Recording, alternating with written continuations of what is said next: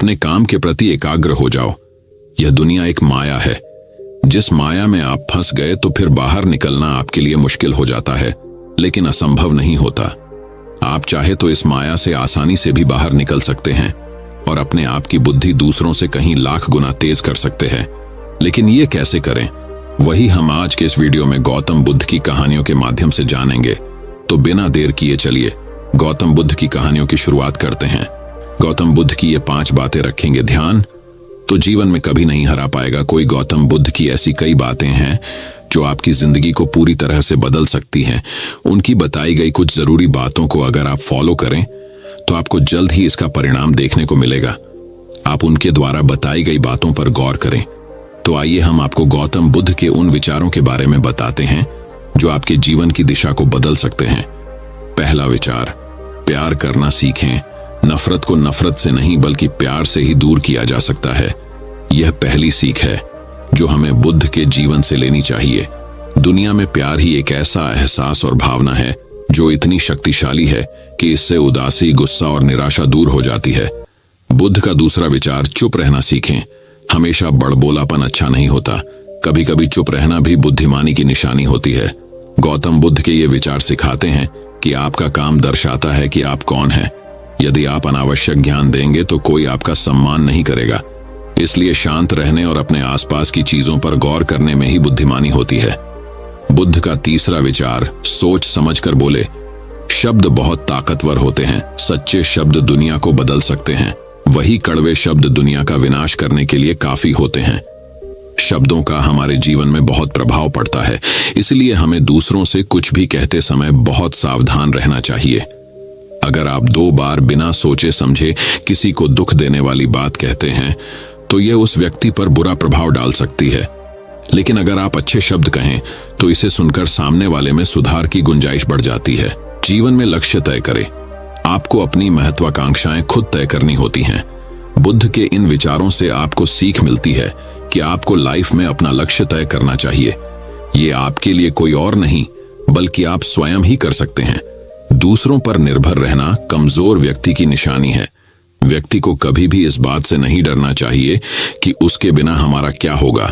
जीवन में कभी किसी पर निर्भर न रहे। आपको जीवन में डर को त्यागना चाहिए।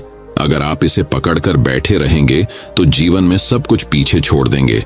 इसीलिए डर को दूर करें, क्योंकि डर के आगे ही जीत है। तो चलिए बढ़ते हैं हमारे गौतम बुद्ध की दूसरी कहानी की तरफ, जिसमें गौतम बुद्ध ने बताया है कि असली बुद्धिमान कौन है। बुद्धिमान ये ऐसा शब्द है जिसे तारीफ और तंज दोनों की अंदाज में कहा जाता है। यदि कोई काम बिगड़ जाता है तो उसे तंज कसते हुए कहा जाता है कि खुद को बुद्धिमान न समझो।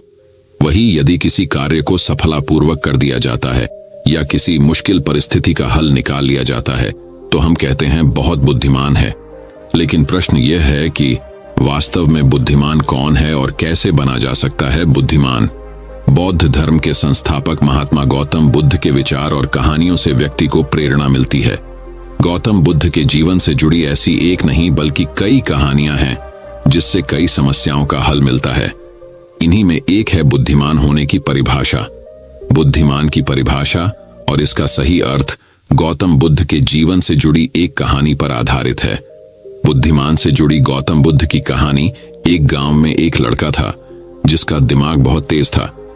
उसकी यह खासियत थी कि वह किसी भी चीज को बहुत ही आसानी और कम समय में सीख लेता था, जबकि उसी चीज को सीखने और समझने के लिए अन्य लोगों को काफी समय लग जाता था। लड़के की यह ख्याति दूर दूर तक फैल गई।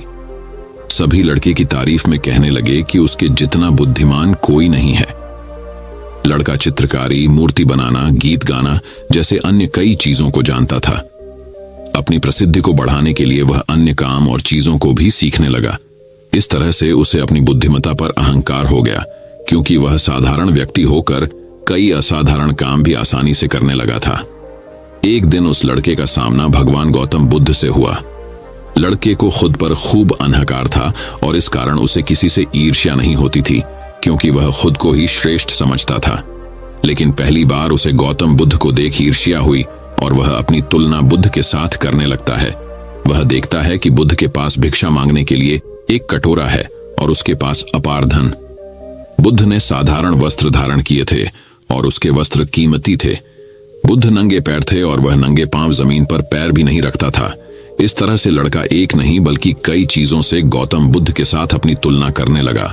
हर चीज से तुलना करने के बाद वह मन ही मन सोचता है कि आखिर मैं इस भिक्षु के साथ अपनी तुलना क्यों कर रहा हूं, जबकि इसका और मेरा जीवन बिल्कुल अलग है। वहां मौजूद सभी लोग गौतम बुद्ध का सम्मान कर रहे थे। लड़का सोचने लगा कि आखिर इनमें ऐसा क्या है जो मुझ में नहीं है, जिस कारण मेरे भीतर इनके प्रति ईर्ष्या पैदा हो गई। अपने मन में चल रही जिज्ञासा को शांत करने के लिए वह बुद्ध के पास जाता है। वास्तव में कौन है बुद्धिमान, चलिए जानते हैं। बुद्ध के पास जाकर वह कहता है, मैं इस गांव का सबसे बुद्धिमान व्यक्ति हूं और आप अपने आसपास जो भी देख रहे हैं मैं वह सब करना जानता हूं। मैं किसी भी कार्य को बहुत कम समय में सीख लेता हूं, इसलिए सभी लोग मेरा सम्मान करते हैं। लेकिन फिर भी आपको देख मेरे भीतर ईर्ष्या पैदा हो गई, इसलिए मैं जानना चाहता हूं कि आपकी उपलब्धि क्या है। सभी आपको इतना आदर सम्मान क्यों दे रहे हैं? लड़के के सवाल का जवाब देते हुए बुद्ध कहते हैं, मेरी कोई उपलब्धि नहीं है, लेकिन तुम कह सकते हो कि मेरी यही एक उपलब्धि है। बुद्ध लड़के से पूछते हैं, क्या तुम्हें निंदा अच्छी लगती है? लड़का कहता है कि भला किसे निंदा अच्छी लग सकती है? बुद्ध कहते हैं कि जो तुम्हें अच्छा और बुरा लगता है, मैं इनसे भी ऊपर हूं। मुझे ना निंदा सताती है और ना अपनी प्रशंसा से प्रसन्न होता हूं। यही अंतर है तुम में और मुझ में। बुद्ध कहते हैं, तुमने सैकड़ों काम सीखे, लेकिन सबसे जरूरी काम को सीखना भूल गए। लड़का पूछता है, कौन सा काम? बुद्ध ने दिया बुद्धिमान होने का ज्ञान। बुद्ध कहते हैं कि क्या तुम्हें मन को नियंत्रण करना आता है? यह बात सुनकर लड़का समझ जाता है कि उसे बुद्ध से ईर्ष्या क्यों हुई। बुद्ध कहते हैं, जिसने संपूर्ण जगत जीत लिया लेकिन अपने मन को नहीं जीत पाया, उसने कुछ भी नहीं जीता। वहीं जिसने अपने मन को जीता लेकिन अपना सब कुछ गंवा दिया, फिर भी उसने सब कुछ जीत लिया। बुद्ध की यह बात सुन लड़के का अहंकार टूट गया। उसने बुद्ध से कहा कि क्या आप मुझे अपने मन को जीतना सिखा सकते हैं? बुद्ध कहते हैं, जरूर, लेकिन इसके लिए मैं तुम्हारी सभी उपलब्धियां छीन लूंगा। लड़का कहता है, मैं तैयार हूं। इसके बाद से ही लड़का ध्यान लगाने लगता है, क्योंकि ध्यान से ही मन को वश में किया जा सकता है। तो चलिए बढ़ते हैं हमारी तीसरी कहानी की तरफ। गौतम बुद्ध से जाने कैसे बने बुद्धिमान और वास्तव में कौन है बुद्धिमान। बुद्धि ऐसा बल है जिससे हर असंभव चीज को भी जीता जा सकता है। लेकिन बुद्धिमान कौन है और कैसे बना जा सकता है बुद्धिमान, इसका सटीक अर्थ गौतम बुद्ध की इस कहानी में मिलता है। भगवान बुद्ध अपने शिष्यों के साथ एक वन से गुजर रहे थे। जेठ की तपती दोपहरी थी। गर्मी और लंबी यात्रा से वे थक गए थे। उन्हें जोरों की प्यास भी लगी थी। बुद्ध एक छायादार पेड़ के नीचे रुक गए और उन्होंने शिष्य आनंद से कहा, अभी कुछ देर पहले हमने मार्ग में एक झरना देखा था, जाओ और वहां से पानी ले आओ, जोरों की प्यास लगी है। आनंद गए, मगर वह झरना बहुत छोटा था और थोड़ी देर पहले ही वहां से कुछ जानवर गुजरे थे, जिससे ठहरा हुआ पानी हिल गया था और कीचादच नीचे से ऊपर आ गया था। पानी पीने लायक नहीं रह गया था। आनंद लौटकर बुद्ध के पास आए और कहा, जानवरों के झुंड के वहां से गुजरने से पानी गंदा हो गया है, वह पीने लायक नहीं है। अगर आप आज्ञा दें तो यहां से कुछ दूरी पर एक नदी है, वहां से जल लेकर आता हूं। बुद्ध ने कहा, उसी झरने पर एक बार फिर जाओ। बुद्ध का आदेश पाकर आनंद को फिर वहीं जाना पड़ा। हालांकि उसका मन नहीं था, वह जानते थे कि पानी गंदा ही होगा, पर बुद्ध की आज्ञा का भी पालन करना था। पहले की ही तरह गंदा पानी देखकर वह वापस लौट आए और बुद्ध से बोले, मैंने पहले ही कहा था कि वह पानी पीने योग्य नहीं है। बुद्ध मुस्कुराए और उन्होंने कहा, एक बार फिर वहीं जाकर देखो तो आनंद, शायद साफ पानी मिल जाए। आनंद तीसरी बार झरने पर पहुंचे। उनके आश्चर्य का ठिकाना न रहा। पानी पूरी तरह साफ हो गया था। वह पानी लेकर खुशी खुशी वापस लौटे और बुद्ध के चरणों में गिर पड़े। उन्होंने कहा, आपने आज फिर मुझे एक बहुत बड़ी सीख दी। कुछ भी स्थायी नहीं है, सिर्फ धैर्य चाहिए। दोस्तों, जीवन में हर चीज पाने के लिए धैर्य और संयम होना एक विद्वान पुरुष की निशानी है। तो आप भी अपने अंदर धैर्य और संयम रखें। तो चलिए बढ़ते हैं हमारी बुद्ध की रहस्यमयी चौथी कहानी की तरफ। एक पुरानी कहानी इसी मंथन को साधे जाने से संबंधित है।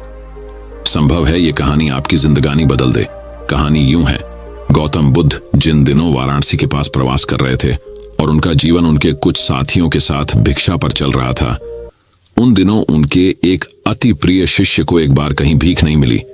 उदास भाव से वो लौट रहा था कि अचानक उसके कटोरे में मांस का एक टुकड़ा आ गिरा। शिष्य बहुत हैरान हुआ कि ये कहां से आया। उसने ऊपर देखा तो पाया कि एक चील अपने पंजे में इसे ले जा रही थी और वही उसके पंजे से छूटकर कटोरे में आ गिरा है। शिष्य बहुत हैरान और परेशान रहने के बाद आखिर में बुद्ध के सामने गया और उसने सारी कथा उन्हें कह सुनाई कि प्रभु, आज कुछ नहीं मिला, बस ये मांस का एक टुकड़ा मेरे पात्र में आ गिरा। बुद्ध ने उसे समझाया कि अब जो मिला वही तुम्हारी किस्मत, तो तुम उसका अनादर मत करो और उसे ही पकाकर खा लो। शिष्य ने ऐसा ही किया। मांस बहुत स्वादिष्ट पका। बुद्ध के तमाम शिष्य इस पूरी घटना को देख रहे थे। पहले तो मन ही मन सोच रहे थे कि आज मांस लाने की वजह से उस अति प्रिय शिष्य को डांट पड़ेगी, लेकिन यहां तो मामला ही उल्टा हो गया था। कहां बाकी शिष्य वही सादा भोजन ग्रहण कर रहे थे और वो मांसाहारी भोजन कर रहा था। इस घटना को देखकर बाकी शिष्यों ने भी धीरे धीरे कहीं से मांस उठाकर लाना शुरू कर दिया और आकर बुद्ध से कहने लगे कि प्रभु, आज कुछ नहीं मिला, बस यही मांस का टुकड़ा मिला है। बुद्ध उसे देख मुस्कुराते और कहते, जो मिला उसे ही स्वीकार करो। एक दिन एक शिष्य ने बुद्ध से पूछा कि भगनव, आप जानते हैं कि ये झूठ बोलकर मांस पकाकर खा रहे हैं, फिर आप इन्हें रोकते क्यों नहीं? बुद्ध ने कहा कि रोकने से कोई नहीं रुकता, जिसे रुकना होता है वो खुद रुकता है, और वो रुकना भी क्या रुकना जिसमें मन न रुके, और अगर मन ही न रुके तो तन के रुकने का कोई अर्थ नहीं होता। ऐसे में जिसे जिसे जो अच्छा लगता है उसे करने दो। जब मन की मुराद पूरी हो जाती है, चाहे जब हो, तभी आदमी अध्यात्म की ओर मुड़ता है। तो दोस्तों, चलिए बढ़ते हैं हमारी 5वीं कहानी की तरफ। बौद्ध भिक्षु। कहानी। पुराने मध्य भारत में एक रियासत हुआ करती थी। रियासत की बड्ढी रानी की गौतम बुद्ध के प्रति बहुत निष्ठा थी। उस रियासत के महाराज देवराज की 2 रानियां सुरुचि और सुनिधि थीं। राजा देवराज की पहली पत्नी सुरुचि थी, जिसका स्वभाव किसी साध्वी की तरह था। वो गौतम बुद्ध को अपना आराध्य मानती थी और उनके बताए मार्ग पर चलने की कोशिश करती है। उनके साथ उनका बेटा वीर भी खेलता रहता, लेकिन देवराज का पूरा ध्यान अपनी दूसरी पत्नी सुनिधि के ऊपर ही रहता। वो देखने में बहुत ज्यादा खूबसूरत थी। इसी खूबसूरती की विलासता में महाराज खोए रहते। राजमहल की ज्यादातर तमाम सुख सुविधाएं दूसरी पत्नी सुनिधि और उसके बेटे सुमंत को ही मिला करती। दोनों ही पत्नियों के राजदुलारों की खिलखिलाहट से पूरा महल जगमग रहता।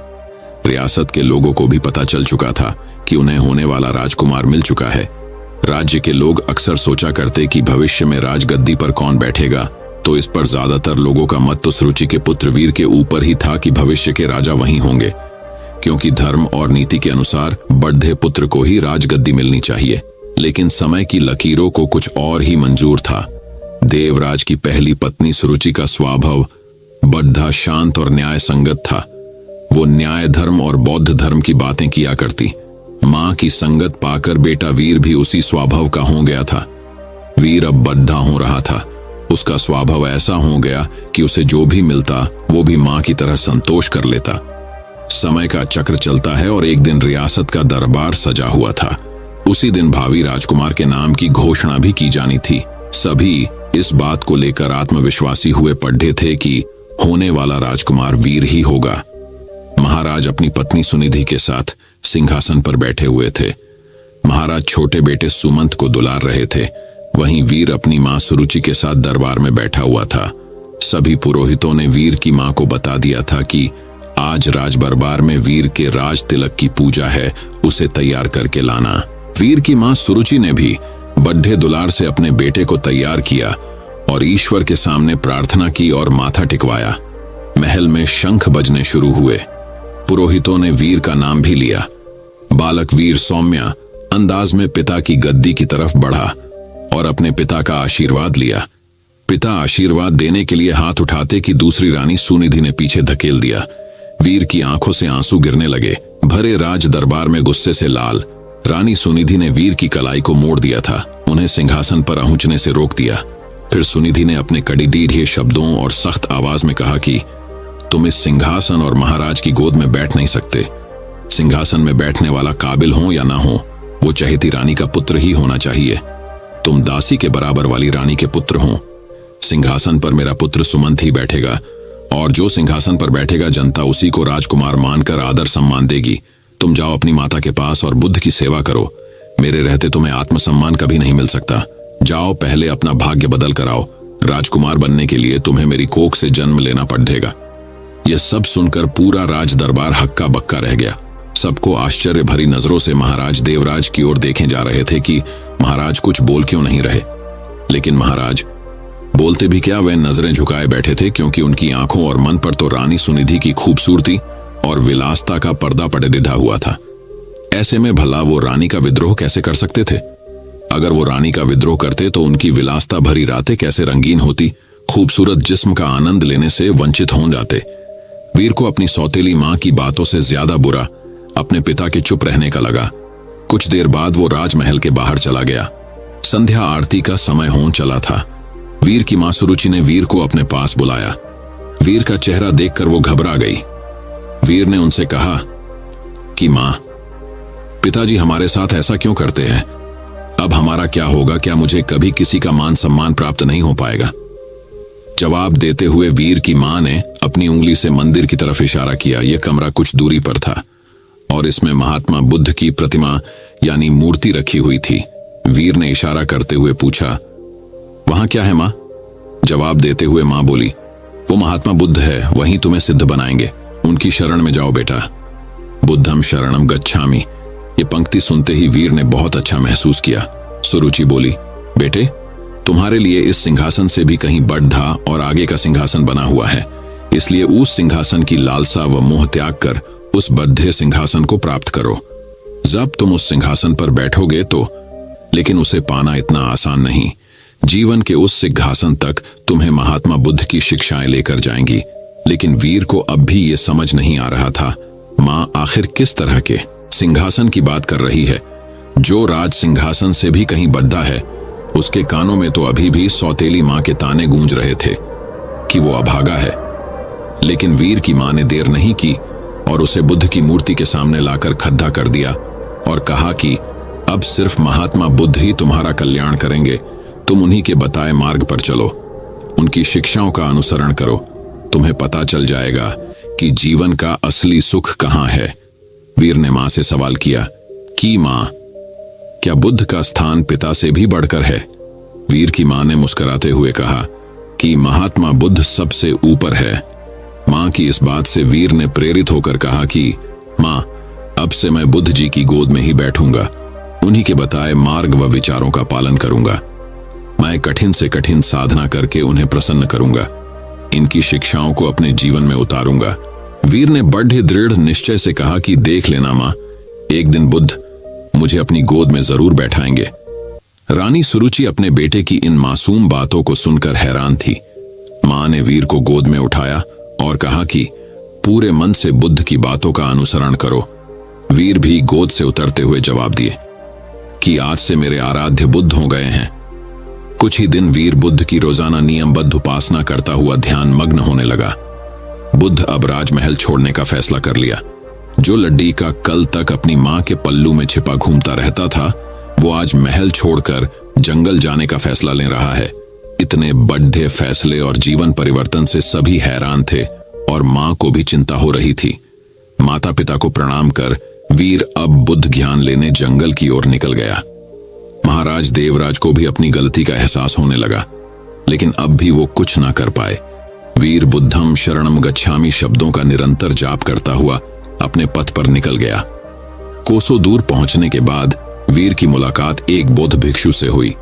वो एक कुटिया में रहा करते थे। वहां उनके कुछ शिष्य भी थे। वीर ने बौद्ध भिक्षु से ज्ञान मांगा और कहा कि उन्हें बुद्ध से मिलना है।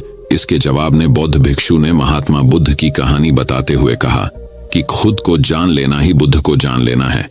लेकिन फिर भी वीर ने बुद्ध से मिलने की जिद नहीं छोड़ दी। तब बौद्ध भिक्षु ने कहा, तुम अभी आराम करो, मैं कल सुबह तुमसे बात करूंगा। पूरी रात गुजर गई और वीर बुद्धम शरणम गच्छामि का जाप करता रहा। सुबह हुई तो वीर ने बौद्ध भिक्षु से फिर सवाल किया। भिक्षु ने जवाब में कहा कि अभी मेरी एक अंगूठी खो गई है, उसमें मेरी जान बसती थी, उसे खोज दो, फिर मिलवाता हूं। वीर पूरे मन से उस अंगूठी को खोजने में लग गया। सुबह से रात हो गई, लेकिन अंगूठी नहीं मिली। फिर बौद्ध भिक्षु ने वीर को दिया लेने के लिए कुटिया के अंदर भेजा। वहां पहुंचकर वीर ने देखा कि अंगूठी तो अंदर ही संभाल कर रखी हुई है। यह दृश्य देखकर वीर को बहुत दुख हुआ। उसने बौद्ध भिक्षु से कहा कि जब आपने अंगूठी को अंदर ही रखा हुआ था तो आपने मुझसे बाहर क्यों तलाश करवाया? इसका जवाब देते हुए बौद्ध भिक्षु बोले कि ठीक इसी तरह बुद्ध भी तुम्हारे अंदर विराजमान है, फिर भी तुम उन्हें बाहर क्यों खोज रहे हो? कि हौद को मोह, सम्मान, लालच, बुराली, अपमान, क्रोध, क्रूरता, ईर्ष्या जैसे भावनाओं से मुक्त कर दो। किसी की बातों का बुरा मानना, क्रोध करना और किसी भी प्रकार लालसा मन से त्याग दो। बस इतना ही करना, फिर देखना बुद्ध तुम्हें तुम्हारे अंदर ही मिल जाएंगे। इसके बाद वीर जब ये भी समझ गए कि बुद्ध एक साधारण पुरुष से कैसे महात्मा बुद्ध बने थे, तब इसका उनके मन पर बहुत प्रभाव हुआ। वह बहुत प्रेरित हुए। वीर ने अब गहरे ध्यान में डूबकर बुद्ध की उपासना आरंभ कर दी। जैसे जैसे वीर का ध्यान गहरा होता गया, उसी तरह वीर को आत्मज्ञान की प्राप्ति होने लगी। एक वक्त ऐसा आया कि वीर की सारी चाहतें मर गई। वीर के मन से सभी लालसाएं खत्म हो गई। वीर को अद्भुत आनंद का एहसास हो रहा था। लंबे वक्त तक नियमबद्ध तरीके से ध्यान करते रहने से उन्हें आत्मज्ञान की प्राप्ति हुई थी। अब वीर के मुख का अद्भुत तेज देख लोग उन्हें महासंत कहने लगे। यह बात कुछ समय बाद मध्य रियासत तक पहुंच गई कि पर्वत की शिला में कोई बड़े प्रतापी तेजस्वी बौद्ध भिक्षु ध्यान में मग्न रहते हैं। राजमहल की तरफ से उन्हें बुलावा भेजा गया। रियासत की हालत ठीक नहीं चल रही थी, क्योंकि महाराज का दूसरा बेटा विलासता में बर्बाद हो चुका था। सुनिधि का हुस्न व खूबसूरती भी उम्र के साथ ढल चुकी थी। वही दूसरी ओर वीर की समृद्धि दूर दूर तक फैलती जा रही थी। एक दिन था जब वीर को सिंहासन पर बैठने के लायक नहीं समझा गया था। एक दिन और आया, बौद्ध भिक्षु के रूप में वीर ने राजमहल में कदम रखा। प्रजा की आंखों में आंसू भी थे और सम्मान भी। महाराजा और सुनिधि हाथ जोड़ते पछतावे के आंसू रो रहे थे। वीर की मां के कानों में भी बच्चे वीर की बातें साफ साफ गूंज रही थीं। बौद्ध भिक्षु रूपी वीर ने सबसे पहले महात्मा बुद्ध की प्रतिमा को प्रणाम किया और कहा कि दूसरों की सेवा से बढ़ी कोई विलासता नहीं, कोई भी सिंहासन कोख से नहीं बल्कि काबिलियत से तय होता है। वीर ने राज सिंहासन का त्याग कर दिया और त्याग करने के लिए मंदिर रूपी कमरे की ओर चलने लगे। वहां वीर को देखने वाले लोग महसूस कर पा रहे थे कि जैसे कोई शांति की मूर्ति चल रही हो। बुद्ध की शरण में जाकर एक साधारण सा बालक वीर सिद्ध पुरुष बनकर लौटा था। दक्षिण भारत में आज भी यह कहा जाता है कि वीर को बुद्ध मंदिर की ओर जाते देखा था सबने, पर वापस आते कभी नहीं देखा गया। जब मंदिर के भीतर गए तो वहां पर बस भिक्षु वस्त्र ही मिले थे। कहा जाता है वह सिद्ध हो चुके थे, उन्होंने बुद्ध की शरणों में शरण ले ली थी। इस कहानी से हमें सीखने को मिलता है कि कर्म भाग्य से कहीं बड़ा होता है, परिस्थितियों को बदल देने की क्षमता रखता है। बुरा कर्म धीरे धीरे मनुष्य से एक दिन सब कुछ छीन लेता है। मन का चयन, सुख, शांति, धन, संपदा, वैभव, सम्मान, प्रतिष्ठा। बुरा कर्म, घालत आदतें एक दिन मनुष्य का जीवन नर्क बना देती है। इस कहानी से हमें यही सीखने को मिलता है कि ईश्वर सभी के अंदर, इसकी खोज स्वयं में करें। ईश्वर की मौजूदगी का एहसास जरूर होगा। जीवन में कोई पाप ना करें, हमेशा मदद करें और इंसानियत को जिंदा रखें। जीवन सफल होगा। तो दोस्तों चलिए बढ़ते हैं हमारे गौतम बुद्ध की छठी कहानी की तरफ। बहुत समय पहले एक साधु भिक्षु रहता था। उन्होंने अपना समय समाज के बंधनों से दूर बिताना पसंद किया और इसके बजाय अपने ध्यान अभ्यास को गहरा करने के लिए प्रकृति के भीतर एकांत की तलाश की। वह अब भी अपना भिक्षा भोजन इकट्ठा करने के लिए हर सुबह जल्दी ही स्थानीय गांव में जाता था और हमारे भिक्षु कई वर्षों तक इसी प्रकार रहे। एक दिन दोपहर को हमारे भिक्षु को अपना भिक्षा भोजन प्राप्त करने के बाद उसे अपना सामान्य ध्यान गद्दी मिली और समाधि ध्यान का अभ्यास करना शुरू कर दिया और अपनी सांसों के प्रति जागरूक होना शुरू कर दिया। उनकी एकाग्रता इतनी अधिक हो गई कि हमारे भिक्षु बहुत देर तक बैठे रहे। उसने बड़े सांप को करीब और करीब आते नहीं देखा। हमारे भिक्षु अपनी एकाग्रता में इतना लीन थे कि वह एक पेड़ की तरह शांत हो गए थे। बड़े सांप ने मौन और शांत भिक्षु पर ध्यान भी नहीं दिया, जो एक पेड़ की तरह स्थिर होकर ध्यान कर रहा था। उसने जो कुछ देखा वह भिक्षुओं के उन वस्त्रों में एक अच्छी गर्म सोने की जगह थी, जो उसके क्रॉस किए हुए पैरों के चारों ओर लिपटी हुई थी और धूप में थी। हमारा सांप भिक्षुओं की गोद में चिपक गया और गहरी नींद में सो गया। हमारे भिक्षु के साथ गहन ध्यान मग्न एकाग्रता में लगभग 1 घंटा इसी तरह बीत गया और हमारा सांप उसकी गोद में सो गया। धीरे धीरे भिक्षु ने अपना ध्यान अपने परिवेश पर लौटाया और उसे अपनी गोद में एक असामान्य वजन का एहसास होने लगा। आप भिक्षु के आश्चर्य की कल्पना कर सकते हैं जब उसने उसकी गोद की ओर देखा। पीतल जैसा साहसी एक बहुत बड़ा सांप सचमुच उसकी गोद में छिप गया था और गहरी नींद में सो गया था। भय ने हमारे भिक्षु को जकड़ लिया और उन्होंने तुरंत अपनी आंखें बंद कर लीं और फिर से ध्यान करना शुरू कर दिया। उन्होंने खुद को शांत किया और अपनी ट्रेनिंग को याद किया। सभी चीजें अनित्य और सदैव परिवर्तनशील हैं। वह बिना किसी संदेह के जानता था कि सांप फिर से आगे बढ़ेगा और इसलिए वह ध्यान में रहा। लेकिन हमारा सांप बहुत सहज था और हिलना नहीं चाहता था। वह वहीं रुका रहा जहां वह गहरी नींद में सो रहा था। ऐसा कई घंटों और फिर कई दिनों तक चलता रहा। आखिरकार ग्रामीणों को अपने भिक्षु की अनुपस्थिति का एहसास होने लगा और उन्होंने उनसे मिलने का फैसला किया। ग्रामीण भोजन और प्रसाद लेकर आए। हालांकि जैसे ही वे पास आए, उन्होंने देखा कि भिक्षु ध्यान में चुपचाप बैठा था। वे सभी भिक्षु की शांति और उसकी शांति में इतने खोए हुए थे कि उन्हें ध्यान ही नहीं आया कि सांप उसकी गोद में गहरी नींद में सो रहा है। धीरे धीरे प्रत्येक ग्रामीण ध्यान करने वाले साधु के प्रति सम्मान पूर्वक झुक गया और अपना प्रसाद और हमारे साधु को उसके ध्यान पर छोड़ दिया। कई कई दिनों तक जिंदगी ऐसे ही चलती रही। हमारा भिक्षु भय के कारण गहरी ध्यान मग्न एकाग्रता में है। सांप उसकी गोद में यथासंभव आराम से सो गया और ग्रामीण प्रतिदिन भोजन कराने आ रहे हैं। आखिरकार हमारे सांप को पता चला कि वह भूखा हो गया है। उसने भिक्षुओं की गोद से खुद को अलग किया और अपनी सबसे बड़ी स्ट्रेचिंग की और भोजन की तलाश में धीरे धीरे फिसलने लगा। हमारे भिक्षु भी धीरे धीरे ध्यान से बाहर आए, लेकिन भीतर ही भीतर कुछ बदल गया था। वह कई दिनों तक अपने मन में पूरी तरह तल्लीन होकर बैठा रहा और अब हम अपने मन के भीतर की प्रक्रियाओं को पहाड़ी झील की तरह स्पष्ट देख सकते हैं। वह देख सकता था जो मानवता को इतना दर्द और पीड़ा पहुंचाता है। उसने आत्मज्ञान प्राप्त कर लिया था। कभी कभी डर हमें कुछ उल्लेखनीय कार्य करने के लिए मजबूर कर सकता है, लेकिन हमारी सोच को पंगु बनाने की शक्ति भी रखता है। हम में से हर किसी ने अपने जीवन में डर का अनुभव किया है और यही महत्वपूर्ण है कि हम उस डर को अपनी सोच पर हावी न होने दें और आगे बढ़े। डर परिवर्तनशील और अनिश्चित स्थितियों के प्रति एक स्वाभाविक प्रतिक्रिया है। उस डर से जुड़ना और उसके भीतर जीवन जीना कोई स्वाभाविक प्रतिक्रिया नहीं है। यह अत्यधिक सोचना है। यदि डर आपके निर्णय लेने पर प्रतिकूल प्रभाव डाल रहा है, तो हम जीवन के बारे में जरूरत से ज्यादा सोच रहे हैं और हमें आराम करने का रास्ता खोजने की जरूरत है। ध्यान मन को शांत करने और अत्यधिक सोचने की आदत को शांत करने में मदद करता है। डर को महसूस करे और कैसे भी इसे निकलने की कोशिश करे। दोस्तों, मैं उम्मीद करता हूं कि यह कहानी सुनने से आपके जीवन में अच्छे बदलाव आए होंगे। आपको इस वीडियो से क्या सीखने मिला, ये कमेंट करके जरूर बताएं और अपने परिवार, दोस्तों या आपके करीबी इंसान के साथ ये कहानी शेयर करके उन्हें भी इस ज्ञान से परिचित करवाएं। बाकी अगर आपको ये वीडियो दिल से अच्छी लगी हो, तभी इस वीडियो को लाइक कर देना और आपने अब तक इस चैनल को सब्सक्राइब न किया हो तो चैनल को सब्सक्राइब भी जरूर कर देना। आपका हर दिन शुभ हो और खुशियों से आपका जीवन भरा रहे। धन्यवाद। नमो बुद्धाय।